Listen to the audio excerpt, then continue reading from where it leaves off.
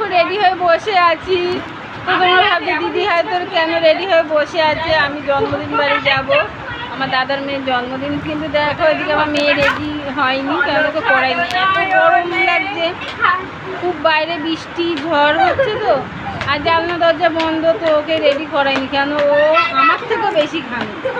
তো এখন জানি না বৃষ্টিটা কমবে কি কমবে না, বা যেতে পারবো কি পারবো না, কিন্তু ঠাকুরকে রাখি, ঠাকুর যাতে বৃষ্টিটা কমে যায়, আমরা যাতে যেতে পারি।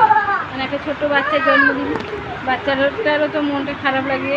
আর প্রচুর লোক হবে জানো তো, আর খুব সুন্দর করেও প্যান্ডেল করেছে। তো যাবো বলে সব কিছু রেডি হয়েছে, এখন এই বৃষ্টিটা এসে সব বন্ধ করে দেবে মনে হয়। তো দেখি এখন অপেক্ষা করি কখন বৃষ্টি কমে, যেতে পারি কিনা। বাই বাই, প্লিজ তোমরা আমার চ্যানেলটাকে সাবস্ক্রাইব করো, আর আমাকে সাবস্ক্রাইব করো, আমার সঙ্গে থাকো, আমরা যাতে ঈশ্বর যাকে যেতে ভিডিও করতে পারি। Bye bye.